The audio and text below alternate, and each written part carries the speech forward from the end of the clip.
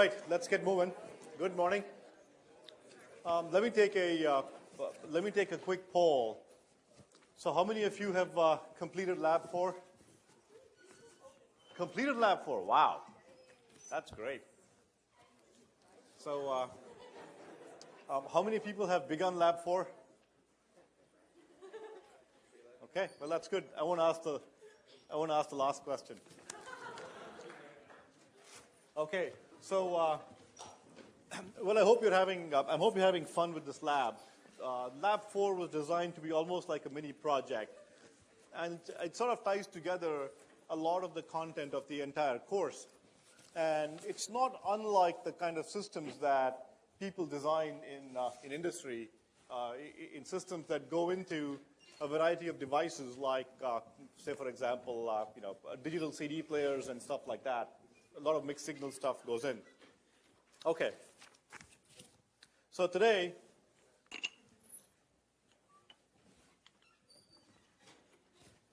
I'm going to continue with our discussion of energy and CMOS. CMOS will be a new topic that I will introduce.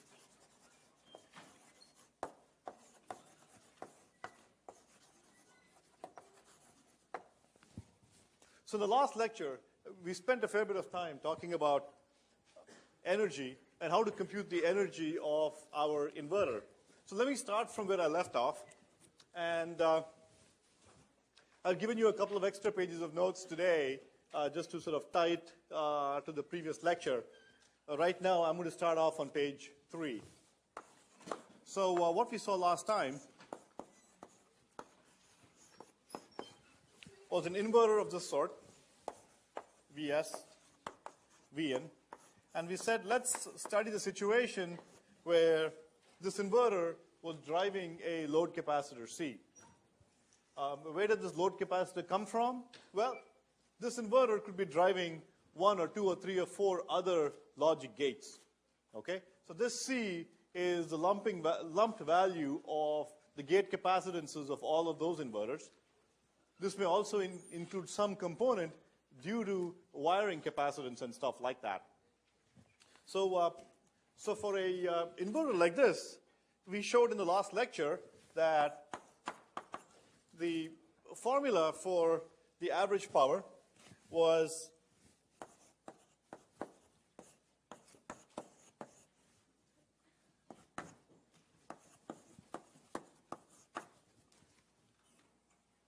so this was a static power independent of frequency, and this was called dynamic power, and it had some bearing.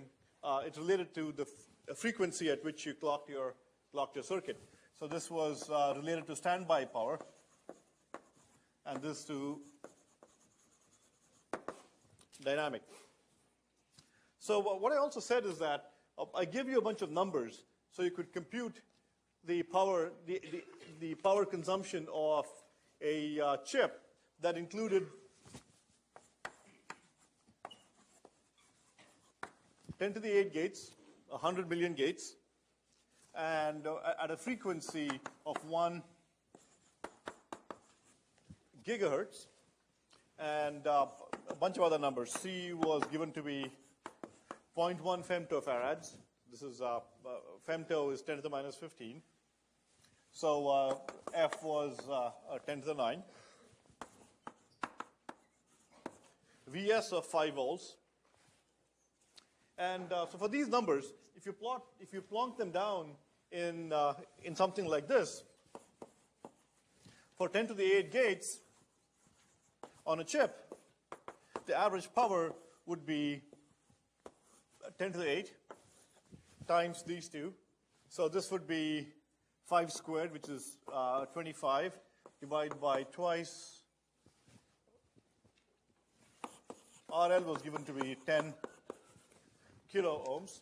So twice 10 to the 4. And here we had CVS squared. So C was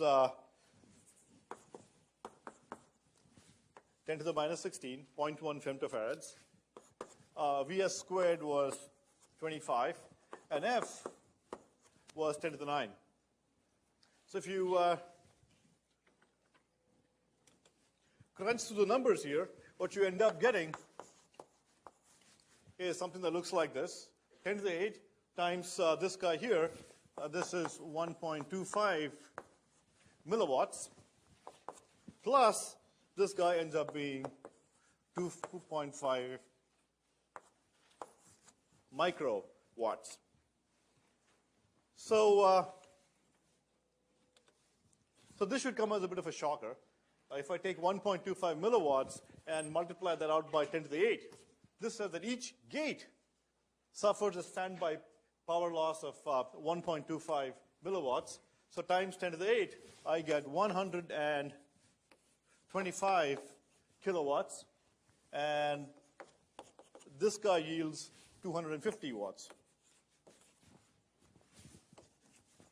Okay, the 250 watts is manageable. It's still high, and just so you don't think that this is unreasonable, when the Pentium 4 first came out, it was consuming 170 watts of power.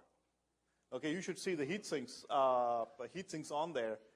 There's actually a huge heat sink with a fan built into the top of the heat sink. Okay, today it's down to more reasonable numbers like 100 watts and so on, but when it came out, it was in this range. So this is not, it's high but not unreasonable. But this, of course, is totally wacko. Okay, imagine carrying a laptop around and the sucker is, blowing 125 kilowatts. So that'll be fun. So clearly there's something wrong here. Okay, what this is saying is that this gate here consumes 125 kilowatts if there are 10 to the 8 of these on a single chip. Okay, so we clearly have to do something about this, otherwise our semiconductor industry, would fail. So anybody have any ideas? What do you think you might do here? What do you think you might do to this inverter to make this look better, to bring it down? What can I do? Anybody? Any ideas?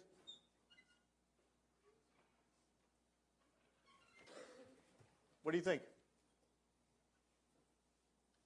Well, the problem is that if I look at this 125 kilowatts, well, there's a VS term here, an RL term here. So I can increase RL. Okay, I can make RL 4 times, 8 times as large. That'll bring the power down somewhat. Anybody can think of any problem with increasing RL? If I make RL really, really large, will I run into other problems? Yes? Exactly, it'll slow down the inverter. Remember, the rise time of the inverter depends on how quickly I can charge this capacitor through RL. So if I make my RL really large, I will consume less standby power from hundreds of kilowatts to merely tens of kilowatts. But my gates will run as slow as molasses. Okay, so clearly that's not a trade-off I would like to make. But so I could reduce my voltage to maybe a volt, but that just reduces it by a factor of 25 Vs squared. So clearly this is not going to work. Okay, I have to somehow do something else, and that will be the topic of today's lecture. Also, I want to dwell for a moment on this term. So if you look at the spec sheet for the IBM's ASIC process that we handed out, if you recall, it talked about power dissipation of 0.006 microwatts per megahertz per gate. Okay, now you see where it is coming from. Per megahertz, that's because F it's a multiple of F, the power. Second is that it's per gate, so this is the power per gate. So as I have more gates, I just have that much more power dissipation. It also says power supply voltage in the range of 0.7 to 1.3, right next to the power expression. So you can see why they tell you all of that, because both the voltage and the frequency and the number of gates come into the power equation.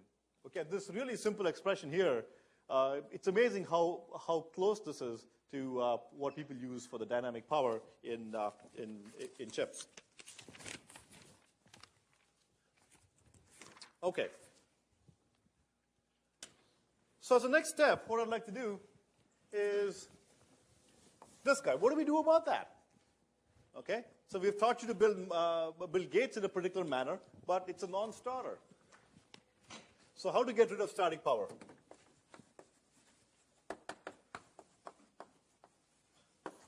How do I get rid of static power? Okay, to do so, let's build up a little bit of intuition. Okay? So the intuition goes as follows. So let's say I take my inverter. Let me draw the circuit both in the on state and in the off state.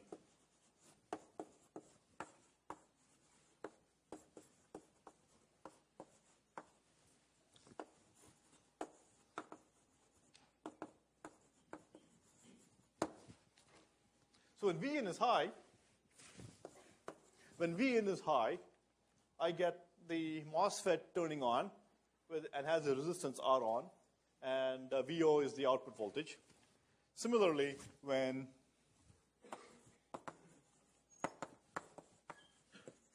Vin is low,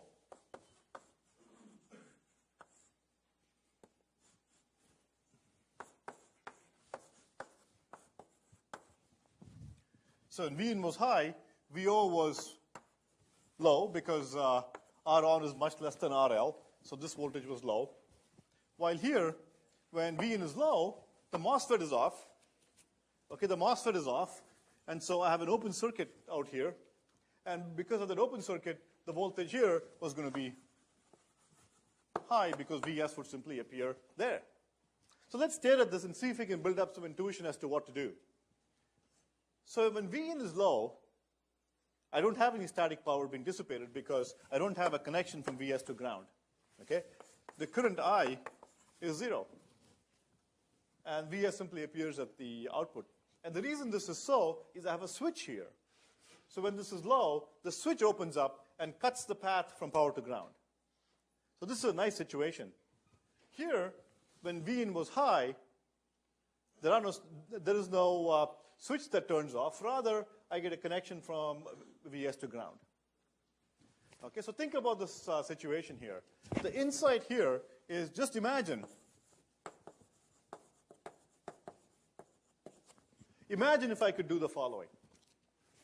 Imagine if I could somehow magically elevate RL to be a very, very, very large number. If I could make this so high as to make the power really low, only in the situation when the input was high. Okay? So imagine if I could do something like this. Imagine I could open circuit this guy, R on.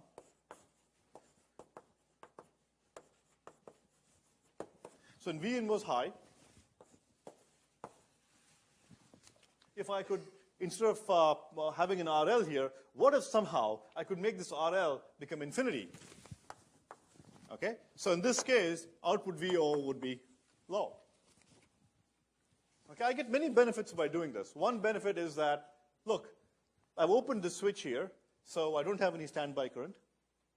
Okay, the standby current is 0. Second benefit is that my output gets dragged down to ground. Okay, out here my output was Vs divided by Vs multiplied by R on divided by the sum of these two. Out here, I have a direct connection to ground and nothing to the power supply, Vs, and so therefore I have a nice solid low. So the question is that, can I get the situation? Okay, that is the key insight. So imagine that somehow when this was high, I could get this to open up. Much like when this was low, I got this to open up. Okay, so think about it. So the intuition is that what I need is, instead of a resistor here, what if I had something like the MOSFET that I have here? So I had a MOSFET here that turned off when Vin was low. Okay, what if I did the complementary thing? What if I put in some kind of MOSFET here that would turn off when Vin was high? Okay, so much like the MOSFET turned off when Vin was low down here, imagine if I could find a device that would turn off when Vin was high. Okay, this would be on, but this would be off. So the behavior of this device would have to be complementary to this device. So we need some sort of a switch. And to introduce this new little MOSFET device with the slightly different properties. Let me quickly review for you the properties of the MOSFET that we know about. So our N-channel MOSFET, also called the NFET. This is what we've been seeing all this while. Is drawn like this. I have a gate, I have a drain, I have a source. And this guy is on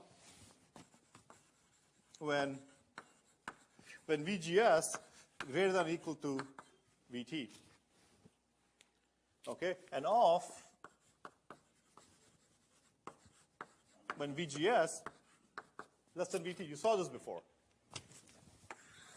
Okay, nothing new here. So what I need is a device that behaves in a complementary manner. Okay, so the device is a P-channel MOSFET. By the way, I must point out, till about 1983, 84, till the early 80s, that's exactly pretty much how chips were designed. Okay, using a NMOS, using a NFET for the switch looking down here, and a variety of different kinds of devices to be used as resistors. Okay, that's when technology began moving towards this new kind of technology I'm going to talk about, and that dramatically reduced the amount of power consumed. And the P-channel MOSFET was created, and this guy is called the PFET. It's a complementary device, and it looks as follows.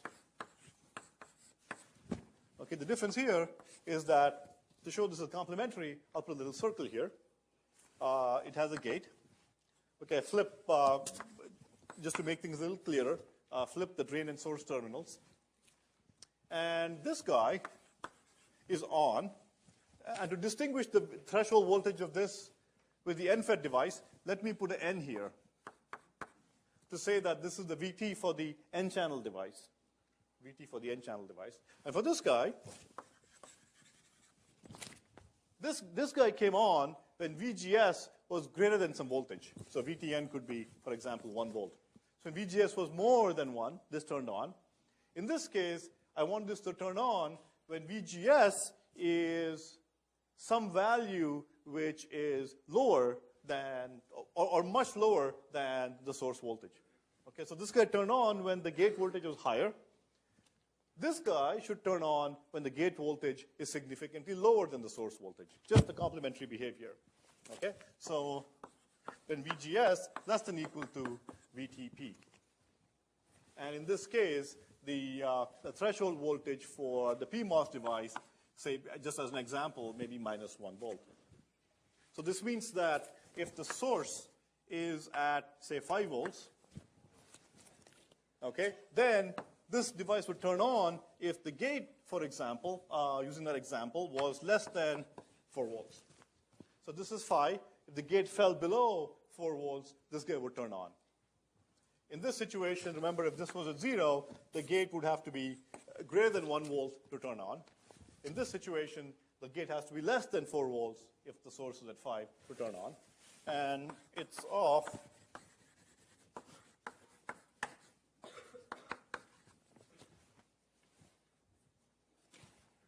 okay, so this is a complementary device that I postulate that behaves in a complementary manner. So the gate voltage rises, this guy turns on. And in this particular situation, when the gate voltage drops below the source voltage, this guy turns on. Okay, so one is the rising guy that turns on. In this particular situation, when it falls, the gate turns on and shows some resistance. In this case, the resistance would be R on. And to show that it's N-channel, let me say N.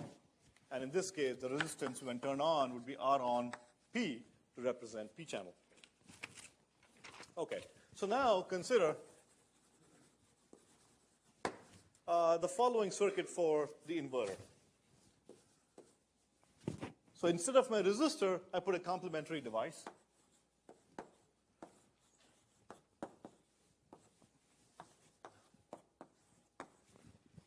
Okay, and that's it. So all I've done here is replace my resistor with a MOSFET that behaves complementary to the N-channel MOSFET. So this is my gate, my drain, this is my source, my gate, my source, and my drain. Okay? And this guy is called a pull-up, and this guy is called a pull-down. Okay, and the reason is that this guy pulls the output to ground when it's turned on, while this guy, when switched on, will pull this node up to Vs. So I pull it down or pull it up based on whether Vin is high or low. So let's look at the two situations. So let's say, as an example, my Vs is 5 volts, and let's say Vin in one situation being 5 volts, and another situation being equal to 0 volts. Let's draw the equivalent circuit in both these cases. So when Vin is high, I have my usual circuit. When Vin is high, this MOSFET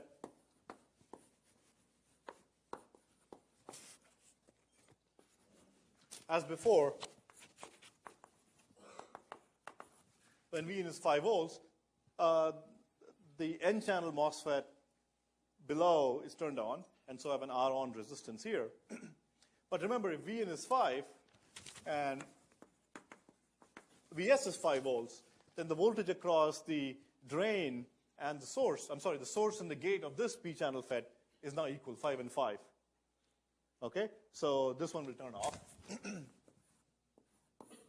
And that's the circuit that I get. The output is suitably low. In this situation, if Vin is 0, what happens in this situation? This is my output. If Vin is 0 volts, the lower device turns off. This is 0, this is 0. This guy turns off. And so that's the situation for the N-channel MOSFET. How about this guy here? What happens here? This is at 5. So let me just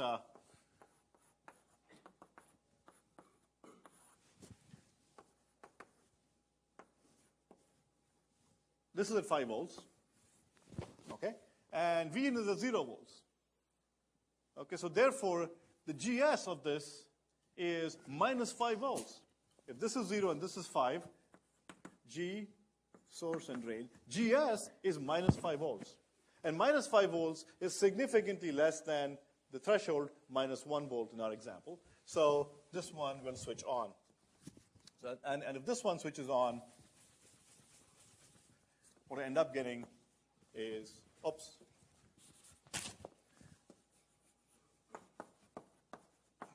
R on P out there. So when this one kicks in, it pulls the output high and VO goes high. So all I've done is replace my resistor with a complementary device, which switches off when the input is high and switches on when the input is low. And the beauty of this is that at no point, assuming all devices are ideal here, at no point do I have a short circuit between the output, or do I have a current path from the output to ground, from the supply to ground. Okay, I have this turned off or this turned off.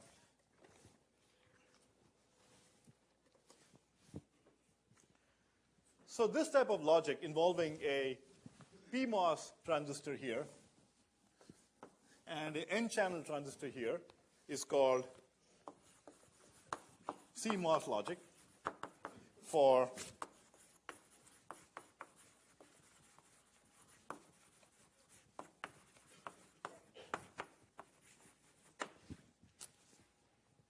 okay? It's called complementary MOS logic. That's what CMOS comes from.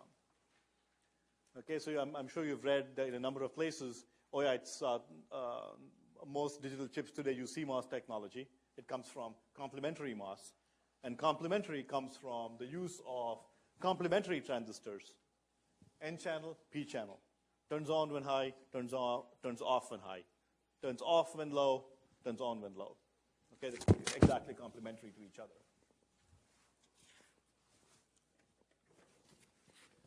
So for the past, so what you've seen here has been the workhorse of the digital industry for the past 2 decades. 20 years, CMOS logic.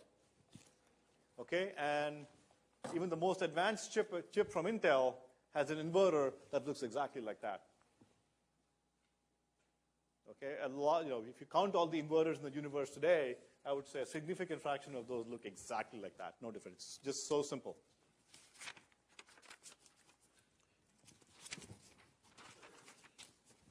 So the key with something like that is there is no path from the power supply to ground, and so by that model, I do not consume any standby power. Okay, my standby power in that idealized model is 0. So let's compute P. So what is P dynamic? Let's use the method that we adopted in the last lecture and draw the equivalent circuit and compute the power. Okay, so I'm going to model the following situation.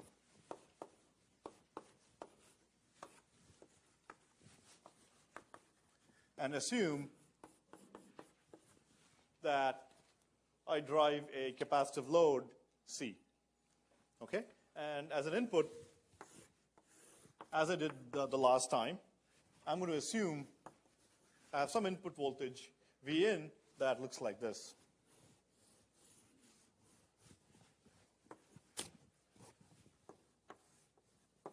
The cycle time T, and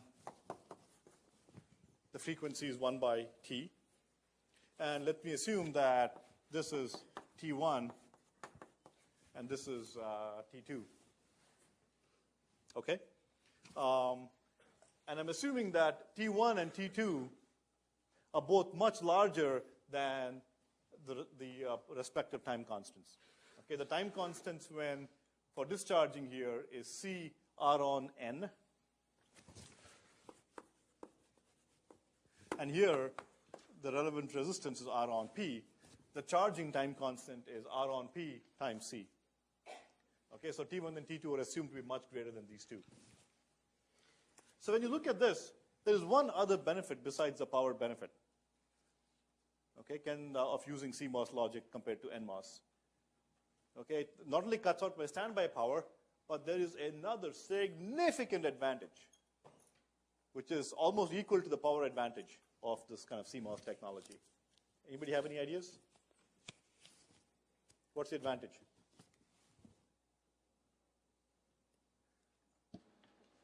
What does your intuition tell you? Is CMOS going to be faster or slower than NMOS? Why? That's right. The key here is that the NMOS design I showed you earlier was relatively slow because it took me a while to charge up the load capacitor from the load from RL. In this situation, RL has now become really, really small. It's R on P. It's roughly the same magnitude as R on N. Okay, so if both of these on resistances are more or less equal and small, then the rise time will be of the same order of magnitude as the fall time, which makes us much faster than the NMOS. In NMOS, my time constant was RLC, and RL was pretty large.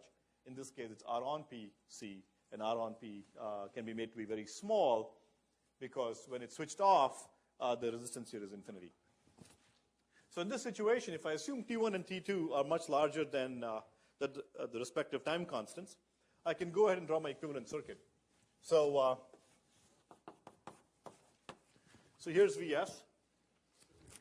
So for charging up, let's say this one is going to a 1 or to a high. So I have Vs going through a resistor R on P to capacitor. And this thing is a switch. So I have R on P, an ideal switch, going to a capacitor C. This is my V out node. Okay, so it's Vs going through a resistance R on P, and an ideal switch to a capacitor C. That's a charging circuit. For discharging, I have C discharging through an ideal switch with the R on N. So this situation, I have an ideal switch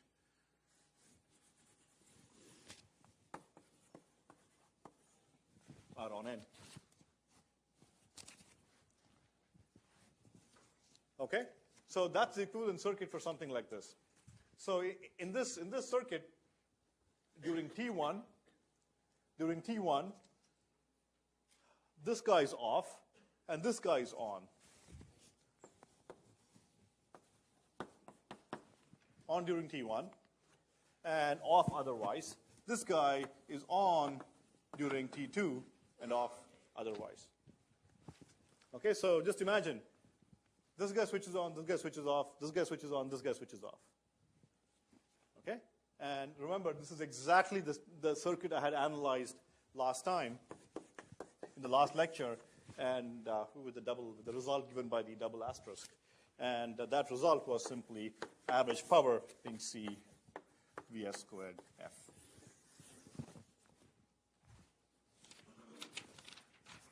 That's the exact circuit we used to compute the dynamic power C Vs squared F. Okay, so we're done. And how did this come about? This came about because the intuition here is that I'm charging up the capacitor fully, and then I'm discharging the capacitor through this other side. Okay, and I'm consuming power, dissipating power in these two resistances during charge up and during the discharge. Half the power gets consumed during charge up and half during the discharge.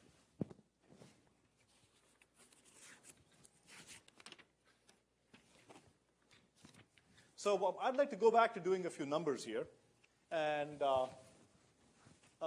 taking a look at how, even with this expression, life can get pretty thorny as we go ahead into the next decade. Okay, so for our previous example, we'd assumed that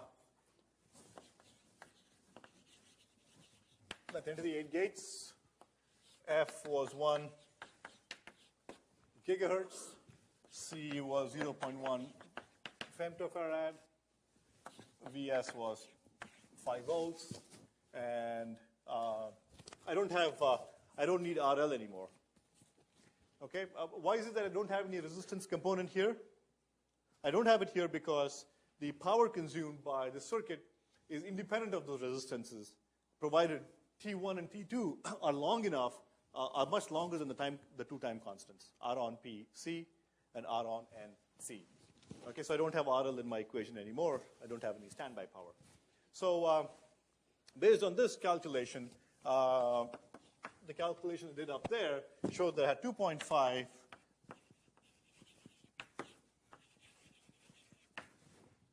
microwatts per gate. And for 10 to the 8 gates,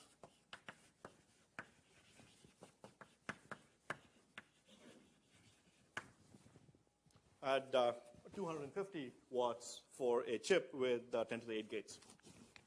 So I'd like to dwell on this. If you can move over to page 8 in your notes here.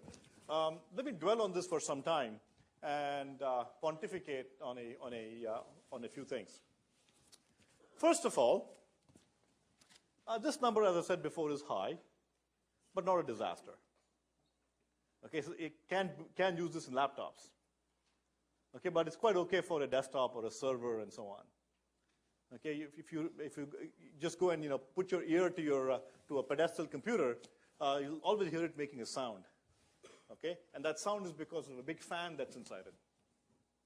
And if you have a big enough fan, 250 watts is not such a big deal.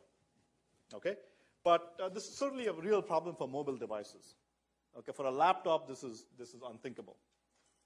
Okay, so we have to deal with this. The second issue is the following: that it's 250 watts for 1 gigahertz. Okay, now in the fastest Pentium 4s that money can buy today are what? How many gigahertz? What's the fastest Pentium 4 you can buy today? What's that? So does anybody have a 4 gigahertz Pentium 4 here? Ah, darn, you beat me. Anybody have a 3? 3 gigahertz? Oh, couple.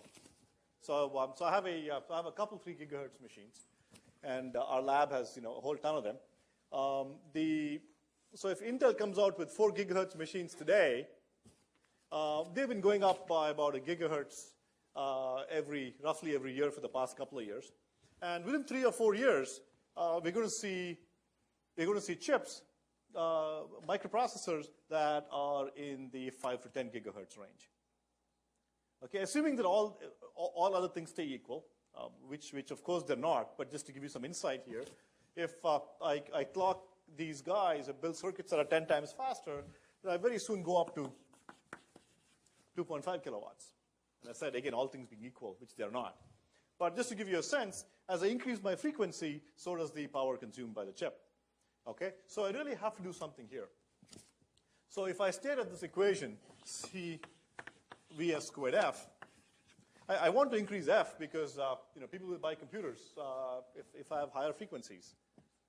Okay, and Intel has managed to use its marketing campaigns to pretty much convince consumers that high frequencies are a good thing. Okay, and whether they really mean anything or not, that's a different issue. So we got this huge power for assuming 5 volts. Okay, so it turns out that microprocessors, as they come out, newer and newer versions run at lower and lower voltages. Okay, they invent technologies that use lower and lower voltages and go from VS 5 volts to today VS on the order of 1.5 to 1 volt, somewhere in that range. So the moment you do that, you get a 25x reduction in power. Okay, so in going from 2.5 kilowatts, you would now come down to something on the order of 100 watts, which is again much more reasonable. Again, all else being equal, it turns out that the capacitance of devices also changes as you go to smaller and smaller devices. Now, 100 watts is also pretty high, and still not good enough for mobile computers. So there are many, many other tricks that people use to get even lower powers. One trick is to play games with the clock. Okay, what you do is, let's say, for example, in some computation, you are not going to be using your floating point unit. Or let's say you're not going to be using your integer adder unit. Okay, so what you can do is you can turn off the clock to those devices so that those devices do not even switch when they're not working. Okay, if you turn off the clock to a device, the device isn't going to switch, and so it's just going to sit there in limbo without consuming any power. It's equivalent to turning off both transistors. If you turn off both the PMOS and NMOS somehow, okay, it's not consuming any power. And by doing that, you can further cut down the power. So if you can idle some of your function units, it's called idling a function unit. Idle a function unit for, let's say, half the time, okay, you would cut down power by another factor of 2. We can idle them 75% of the time, come down to 25 watts. So those are the classes of tricks that people play. I'm going to stop here and allow the underground guide folks to do the survey. But suffice it to say that the power discussion I've gone through with you is a very high-level discussion as to the real thing. In real life, what actually happens is that there is a fair amount of standby power even for CMOS logic. It turns out that although I don't have a path from VS to ground for my 2 transistors, it turns out that there are many leakage currents. Okay, currents leak through all kinds of places, through the drain of your inverter and so on and so forth. And so there is some standby power. So let me show you a quick demo while I guess the review handouts are going around. And this just shows the temperature of my CMOS inverter. And as I increase the frequency, you can just watch the temperature go up, and hopefully we'll blow this transistor. So I'm increasing the frequency, as you can see on the side here. And higher frequency implies more power consumption, more temperature. Okay, and hopefully we'll see some smoke coming out of... He's gone. Okay, I think I blew the inverter. So the output is gone. So it's at 110 degrees there, and I just blew it. Sometimes we've seen smoke come out, but I guess today is not one of our lucky days. Okay, so let me stop here and have the underground guide folks go through the reviews.